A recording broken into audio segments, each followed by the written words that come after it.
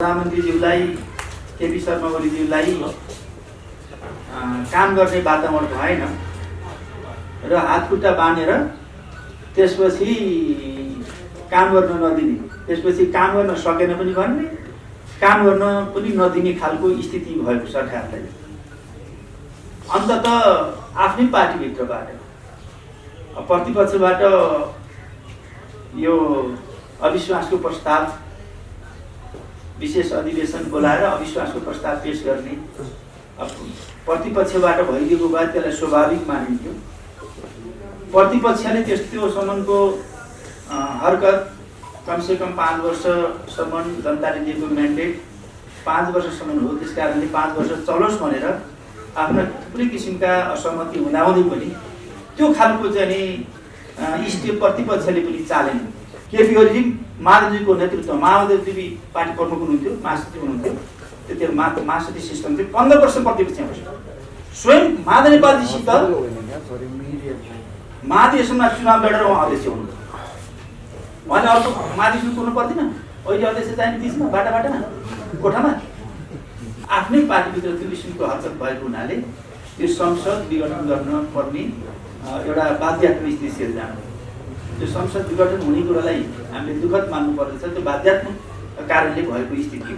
त्योभन्दा राम्रो सरकारले काम गर्न सक्ने सरकार असफल भयो, संसद असफल भयो भन्ने हो भने त बरु जनादेश मध्यवर्ती चुनावमा जाने, संसद भङ्ग गरेर जाने निर्णय आइसकेपछि त त्यसलाई खुसी भएर सम्मान गर्नुपर्दछ।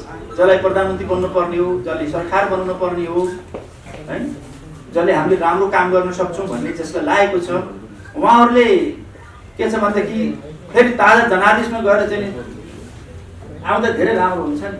संसद विघटन भइसकेपछि त्यो प्रधानमन्त्रीको राइटको कुरा हो, त्यो त कमन सेन्सको कुरा हो। अब मेरो विचारमा कुनै पनि हालतमा कुनै पनि कारणले अब संसद फेरि पुनर्स्थापना हुने, फेरि त्यही किचलो निकाल्ने, त्यही झगडा निकाल्ने, है, त्यही लफडा निकाल्ने कामतिर भन्दा ताजा जनादेशमा जान सबभन्दा उत्तम हुन्छ भन्ने लाग्छ र अब त्यो संसद पुनर्स्थापना हुन्छ जस्तो मलाई लाग्दैन। केपी शर्मा ओलीजी सर्वसम्मत अध्यक्ष र सर्वसम्मत प्रधानमन्त्री हो, उहाँ पहिलो अध्यक्ष पनि हो। समाजको आवाज.com आदरणीय नेताजीहरू र मिडियाका साथीहरू, म अभिवादन गर्न चाहन्छु। ऋषिजीले बोलाउनु भएको छ, विपक्षका अध्यक्षज्यू।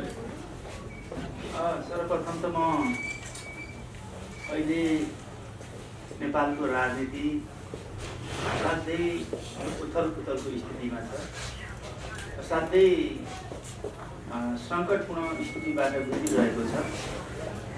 त्यसको मुख्य कारण नेपाल कम्युनिस्ट पार्टीभित्रको विवाद र विभाजनले पनि एउटा राष्ट्रिय राजनीतिमा ठुलो एउटा तरङ्ग पैदा गरिरहेको छ। र अब मुख्य गरिकन किन यस्तो भयो, झन्डै 2/3 बहुमतको सरकार किन त्यो संसद भनौँ न किन विघटन भयो भन्ने विषयमा निकै चर्चा परिचर्चा चलिरहेका छन्।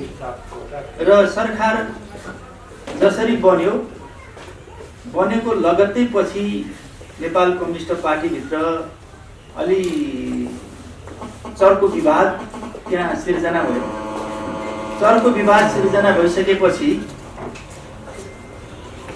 मुख्य गरिकन प्रधानमन्त्रीज्यूलाई केपी शर्मा ओलीज्यूलाई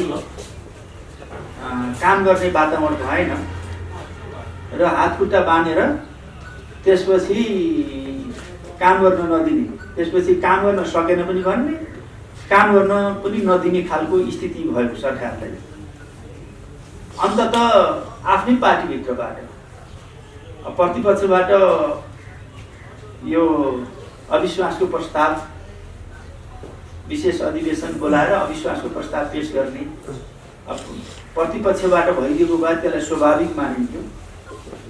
प्रतिपक्षले त्यो सम्मको हरकत कमसेकम 5 वर्षसम्म जनताले दिएको म्यान्डेट 5 वर्षसम्म हो, त्यस कारणले 5 वर्ष चलोस् भनेर आफ्ना थुप्रै किसिमका असहमति हुँदाहुँदै पनि त्यो खालको चाहिँ नि स्टेप प्रतिपक्षले पनि चालेन। तर सरकार पक्षकैबाट सांसदहरूबाट र नेताहरूबाट विशेष अधिवेशन मार्फत अविश्वासको प्रस्ताव फाइल अगाडि बढाइसकेपछि सम्बन्धित निकायमा पुर्याइसकेपछि अब एकातिर सरकारले काम गरेन भने अर्कोतिर के छ भनेदेखि अविश्वासको प्रस्तावमा जाने भनिसकेपछि त्यो सांसदको त्यो औचित्य के हो? त्यस कारणले आफ्नै पार्टीभित्र त्यो किसिमको हरकत भएको हुनाले त्यो संसद विघटन गर्न पर्ने एउटा बाध्यात्मक स्थिति सिर्जना। त्यो संसद विघटन हुने कुरालाई हामीले दुःखद मान्नु पर्दछ। त्यो बाध्यात्मक कारणले भएको स्थिति हो। त्यस कारणले जब सरकारले काम गरेन सरकारले चाहिँ काम गर्न सकेन भन्ने फेरि अविश्वासको प्रस्ताव पनि पेश गर्ने अनि त्यसपछि संसद पुनर्स्थापना हुन पर्यो भनेर फेरि नारा पनि लाउने है। संसद पुनर्स्थापना गर्न पर्यो भन्ने हो भने त के छ भनेदेखि त्योभन्दा राम्रो सरकारले काम गर्न सक्ने सरकार असफल भयो संसद असफल भयो भन्ने हो भने त बरु जनादेश मध्यवर्ती चुनावमा जाने संसद भङ्ग गरेर जाने निर्णय आइसकेपछि त त्यसलाई खुसी भएर सम्मान गर्नुपर्दछ। जसलाई प्रधानमन्त्री बन्नुपर्ने हो, जसले सरकार बनाउनु पर्ने हो है, जसले हामीले राम्रो काम गर्न सक्छौँ भन्ने जसलाई लागेको छ उहाँहरूले के छ भनेदेखि फेरि ताजा जनादेशमा गएर चाहिँ आउँदा धेरै राम्रो हुन्छ नि। अझ प्रतिपक्ष त यसमा धेरै खुसी हुनुपर्ने, किनभने अब सरकारले काम गर्न सकेन, अब ताजा जनादेशमा जाने कुरालाई प्रतिपक्षले सम्मान गर्नुपर्ने हुन्छ। सायद गर्छ होला भन्ने लाग्छ मलाई। र अरू सरकार पक्ष जो थियो त्यसले पनि वास्तवमादेखि प्रधानमन्त्री सरकार गठन गरेर राम्रो काम गर्नलाई जनताको जनादेश लिएर ताजा जनादेश लिएर राष्ट्रको विकास र समृद्धिमा हामीले नेतृत्व गर्छौँ, त्यसको लागि हामीले जनादेश लिन्छौँ, भोट प्राप्त गर्छौँ, जनमत प्राप्त गर्छौँ, जनादेश लिन्छौँ भनेर अगाडि बढ्दा राम्रो हुन्छ भन्ने लाग्छ। जहाँसम्म अब संसद विघटन भइसकेपछि त्यो प्रधानमन्त्रीको राइटको कुरा हो, त्यो त कमन सेन्सको कुरा हो। अब मेरो विचारमा कुनै पनि हालतमा कुनै पनि कारणले अब संसद फेरि पुनर्स्थापना हुने, फेरि त्यही किचलो निकाल्ने, त्यही झगडा निकाल्ने है, त्यही लफडा निकाल्ने कामतिर भन्दा ताजा जनादेशमा जान सबभन्दा उत्तम हुन्छ भन्ने लाग्छ। र अब त्यो संसद पुनर्स्थापना हुन्छ जस्तो मलाई लाग्दैन। अरू केही छ यो विषयमा तपाईँहरूले भन्नु? नजिकको बहुमतको सरकार संसद विघटन गरेर फेरि निर्वाचनमा जानलाई ओली नेतृत्वको नेकपालाई अलिकति लाज लाग्छ होला नि त? होइन, अब सरकारले काम गर्न सकेन, काम गर्न दिएन र चाहिँ अब फेरि संसद विघटन गर्न के अरे यो सरकार परिवर्तनको लागि भनौँ या चाहिँ सरकारलाई चाहिँ के छ भने सरकार चाहिँ के छ भने गिराउनको लागि र त्यो खालको चाहिँ प्रस्ताव भइसकेपछि त अब लाज मान्ने कुरा के भयो? अब त जनादेशमा जाने कुरा नै सबभन्दा राम्रो कुरा। त्यस कारणले राम्रो जनादेशमा त उहाँले त चाहिँ तपाईँहरू आउनुहोस्, हामी पनि आफ्नो नारा लिएर जान्छौँ होइन, र तपाईँहरूले पनि आफ्नो नारा प्रस्ताव लिएर जानुहोस्, ताजा जनादेशमा जाउँ भन्ने कुरा त किन चाहिँ हामीले अप्ठ्यारो मान्नु पर्यो? संसदीय प्रक्रियामा चाहिँ आत्तिने अब अविश्वासको प्रस्ताव ल्याएर चाहिँ हटाउने भए त्यो त संसदीय एउटा प्रक्रिया हो नि त। संसदीय प्रक्रिया स्वीकार नगर्ने अनि आफूले जे अरूले स्वीकार गर्नुपर्छ भन्ने त अलिक सर्वमान्य नहोला नि। त्यो त चाहिँ अब उसमा त्यो त सर्वोच्चको कुरा भयो, न्यायालयको कुरा हो। उहाँले के डिसिजन गर्नुहुन्छ त्यसलाई त सम्मान गर्नुपर्ने हुन्छ। त्यहाँ त्यो त त्यसले फैसला गर्ला नि त। उहाँ त प्रस्ताव गर्नुभयो, बदर गर्यो भने चाहिँ के हुन्छ? बदर गर्यो भोलि के हुन्छ भन्ने कुरा त भोलिको कुरा हो। त्यो बदर के हुन्छ भन्ने कुरा भोलि। आजको दिनमा नेपालको चुनाव हुन्छ होइन? चुनाव बिल्कुल हुन्छ, त्यो विषयमा तोकेकै समयमा हुन्छ। तोकेकै समयमा गर्नुपर्ने हुन्छ। तपाईँको पार्टीमा कतिजना अध्यक्ष छन् आज? हजुर, आज कतिजना अध्यक्ष छन् नेकपाभित्र? नेकपाभित्र हजुर, कुन नेकपाभित्र? पहिला दुईटा थिए, अब फुटिसकेपछि अरू धेरै भयो होला नि। फुटिसक्यो होइन तपाईँको पार्टी? पहिला फुट्ने दिशातिर अगाडि बढ्यो भने कृष्ण भक्तजीले भन्दै हुनु तपाईँको पार्टी सुन्नु भएन त? फुट्यो भन्नुलाई के फरक पर्छ फुटेकै हो नि तपाईँको पार्टीको कलह चाहिँ विवाद चाहिँ पार्टी अध्यक्ष र प्रधानमन्त्रीबाट थियो अहिले चाहिँ हामी अब यतातिर केपी शर्मा ओलीजी सर्वसम्मत अध्यक्ष र सर्वसम्मत प्रधानमन्त्री हो। उहाँ पहिलो अध्यक्ष पनि हो र उहाँले हिजो बालुवाटारमा केन्द्रीय समितिको बैठक बोलाउनु भएको थियो पहिलो अध्यक्षको नाताले र महासचिवले सबैलाई बोलाउनु पनि भएको थियो, सबैलाई सूचित गर्नुभएको थियो।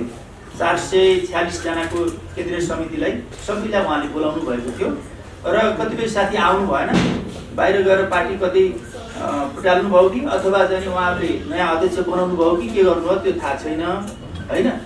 अब सूचना केही आएका छन्, त्यो आधिकारिकमा छानबिन हुँदैछ। अब जानकारी हामीले दिन्छौँ। प्रधानमन्त्रीलाई जुन कारवाही गर्नुभएको छ नि तपाईँले मान्नुहुन्छ कि मान्नुहुन्छ? अब त्यो त चाहिँ अब मान्ने नमान्ने कुरा के भयो होइन। अब उहाँ अध्यक्ष हुँदै हुनुहुन्छ होइन, पहिलो अध्यक्ष हुँदै हुनुहुन्छ, उहाँहरूले नै सर्वसम्मतिले बनाएको अध्यक्ष हो होइन। बहुमतले गरेर निर्णय त मान्नु पर्ला नि त। 315 जना केन्द्रीय सदस्यले हस्ताक्षर गरेर चाहिँ केपी ओलीलाई पार्टी अध्यक्षबाट बर्खास्त गर्ने निर्णय गरेको छ। अब यस्तो भयो नि त, फेरि चाहिँ के छ भने मिटिङमा नआउने, अनुशासनमा नबसेका कारणले अब त्यो चाहिँ पार्टी त फेरि चाहिँ के छ भने केन्द्रीय समितिको सङ्ख्या थपियो नि त, पार्टीलाई थप्ने अधिकार त छ त। त्यसलाई चाहिँ कति सङ्ख्या पुऱ्याइयो भने 1002 पुऱ्याइयो भनिसकेपछि त्यो त अब सङ्ख्या त फेरि थपियो नि त, पार्टीलाई त थप्ने अधिकार त छ। फेरि त्यो त बहुमत त सिद्ध गरिहाल्यो नि त। पुराना कुरा ती पुराना केन्द्रीय समितिका आएनन्, ती छन् कि छैनन्, ती सँगै छन् कि घर घर बसिया छन् कि त्यो त के थाहा भयो त। पार्टीको प्रक्रिया अनुसार मिटिङ बस्यो, सङ्ख्या त्यहाँ थपियो, अरू आवश्यक सङ्ख्या थपियो होइन। त्यो पुरानो सङ्ख्या छँदै थियो, त्यसमा थपियो 1002 जनाको बनाइयो। त्यसले अब आफ्नो निकायमा निर्वाचन आयोगमा आफ्नो प्रस्ताव लिएर गयो होइन, बगैँचा साथ अधिकारी पार्टीको छाप पार्टीको चाहिँ म्यान्डेट अनुसार निर्णय अनुसार लिएर गयो र आफ्नो दरबिर गराएर आयो। यो जुन केन्द्रीय सदस्य सङ्ख्या थपिएको छ नि 556 जना, यसलाई वैधानिकता, यसको वैधानिकता के? त्यो त पार्टी थप्ने कुरा हो, वैधानिकता भइहाल्छ। पार्टी मिटिङ गर्छ थप्यो, त्यही त वैधानिकता हुन्छ। एउटा पार्टी छुट्टै वैधानिकता भन्ने के हुन्छ? 2 जना अध्यक्षमा 1 जना मात्र अध्यक्षको एकल निर्णय भयो नि यो। अनि कहिलेकाहीँ अध्यक्ष त एकजना नआउनु पनि सक्छ नि त। अब अनुपस्थित हुन पाइन्न र केन्द्रीय सदस्यको कहीँ केन्द्रीय समिति सदस्यहरू उपस्थित नहुन पनि त सक्छन् होइन। कयौँ केन्द्रीय समिति सदस्य उपस्थित हुन सक्छन्। कहीँ अब पहिलो अध्यक्ष भएको नाताले, प्रथम अध्यक्ष भएको नाताले उहाँले बैठक बोलाउनु भयो। यो त आफ्नो प्रक्रिया त पुरा गर्दै जाने कुरा हो। आदरणीय टोपबहादुर रायमाझी गृहमन्त्री प्रधानमन्त्री बनेर आउनुहुन्छ, हाम्रो हलाइ व्यक्ति हुनुहुन्छ देशको राजनीतिको। होइन, म त धेरै पटक मन्त्री भइसकेको रामबहादुर थापा बादलजी चाहिँ गृहमन्त्री हुँदै हुनुहुन्छ। अहिले त्यही चर्चा छ, टोपबहादुर रायमाझीले मन्त्री खानको लागि प्रचण्डको साथ छोड्यो भनेर आलोचना भइरहेको छ कि तपाईँको? त्यो त आज त अनेक आइरहन्छ नि, पचाउने क्षमता छ, पहिला पचाउने क्षमता छ होइन। अरू साथीहरू चाहिँ आफू संसद छँदै जाने, त्यसपछि मन्त्री भएर मन्त्री खानुभयो होइन। त्यसपछि संसदलाई अब अविश्वासको प्रस्ताव पेश गरेर सरकारले ढाल्दिने, आफू छँदै नि खाने। त्यसपछि चाहिँ आफू हिँड्न थालिसकेपछि अनि पछि विघटन गरेर ढालिदिएर छाडिदिने, त्यो पनि त आरोप लाग्न सक्छ नि। कसैले भन्ने गरेका छन्, सूचना पनि छन्, रिपोर्ट आएको छ। कसैले अध्यक्ष नपाएर, कसैले प्रधानमन्त्री नपाएर यो हरकत भयो भन्ने पनि त छ। हामी त अहिले त भइसकेका त छैन नि, घरि शङ्काका कुरा हो होइन। नेपालमा शङ्काको कुरा हो। मन्त्रीको कुरा गर्नुहुन्छ कि मलाई त प्रस्ताव त जताततै पहिले पनि त आएको थियो, म नगर्नु भनेर मैले भनिसकेँ, मैले सार्नु त भनिसकेको छु। अब चाहिँ भन्नुपर्छ चुनावी सरकार मन्त्री नबनी त पनि होइन। म मन्त्री नबनिकन पनि चुनाव जितेर आएको मान्छे हो, मन्त्री नबन्दा पनि चुनाव जितेर आएको मान्छे हो। लगातार 3 पटक मन्त्री के अरे चुनाव जितेर आयो लगातार। त्यो मन्त्री भएर मात्रै त होइन। पार्टीले पोलिटिकल सेक्रेटरी गाह्रो पर्ला नि। होइन, गाह्रो साह्रो त राजनीति हुन्छ, गाह्रो साह्रो भइरहन्छ, उताबाट भइरहन्छ, त बेस गरेर जाने। त्यसबाट डराउने कुरा होइन। राजनीतिमा उतार चढाव उकालो गराएर भइरहन्छ।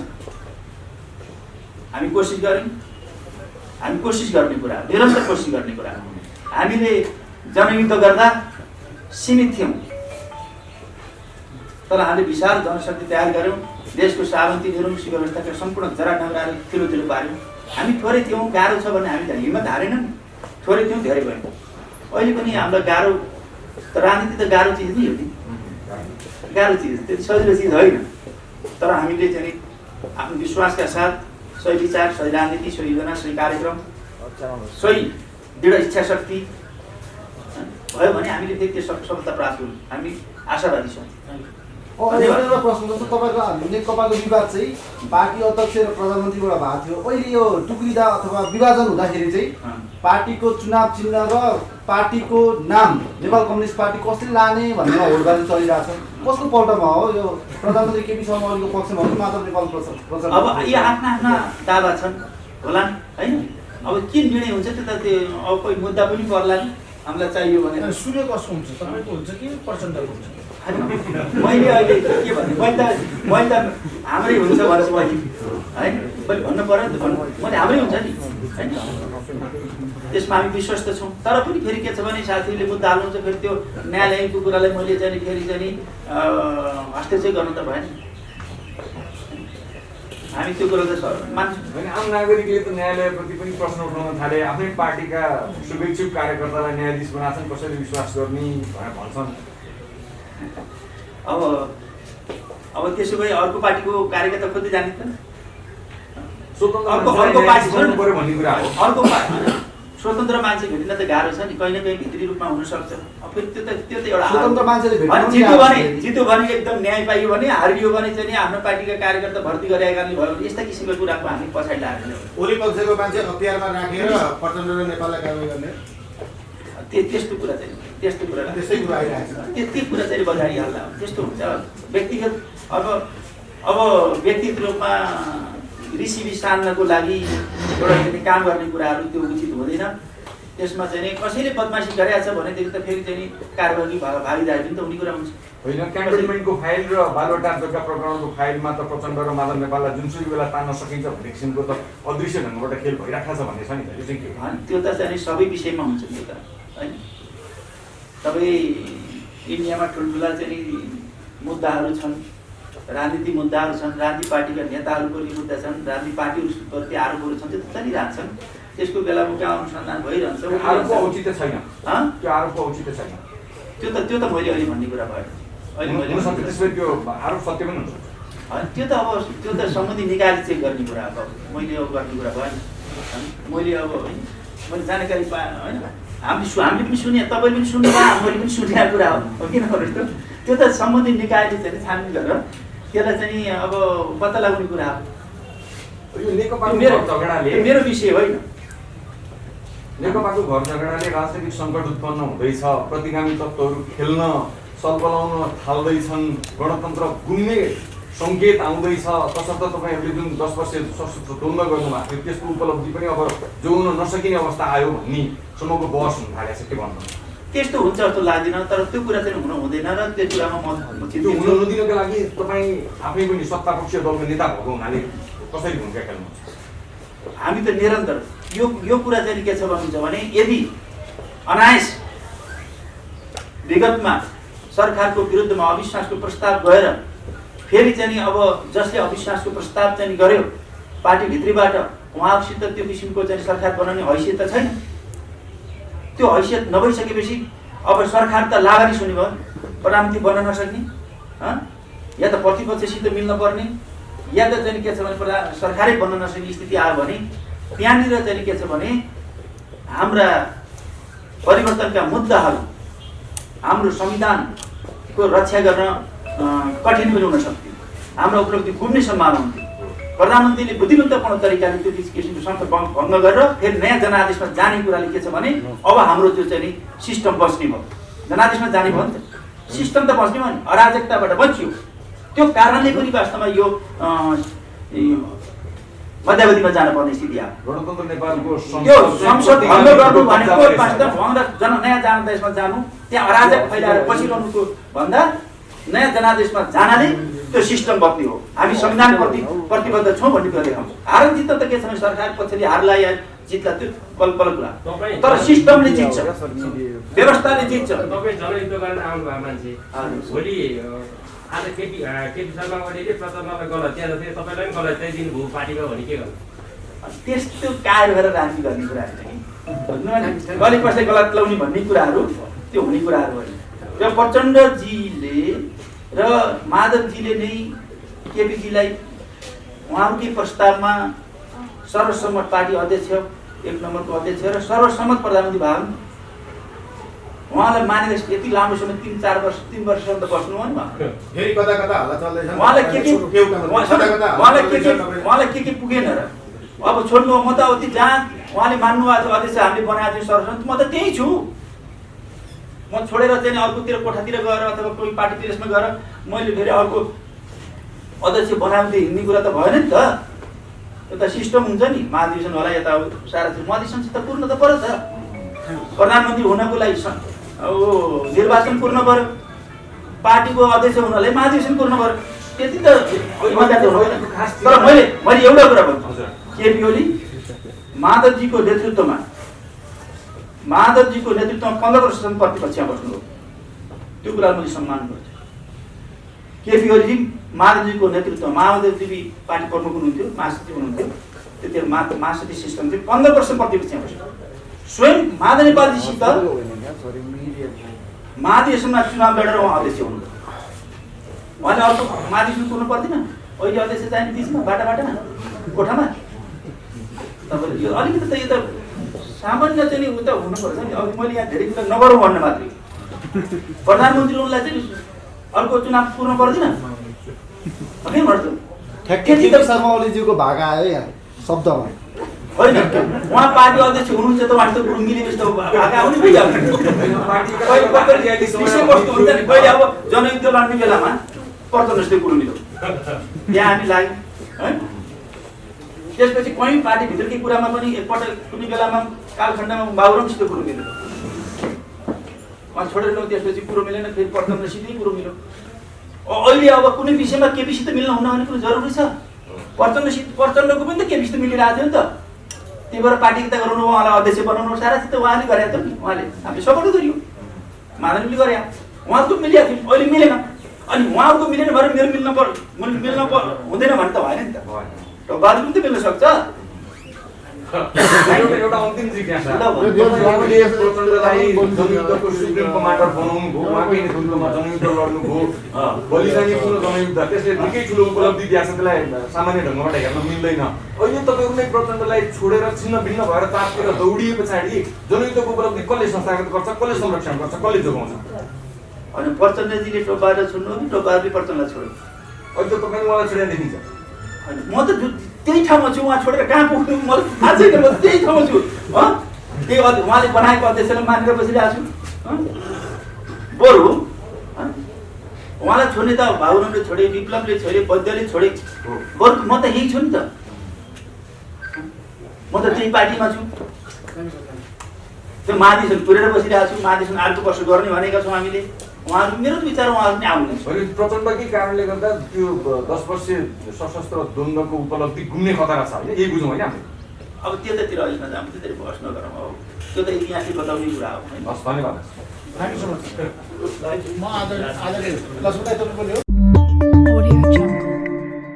समाजको आवाज.com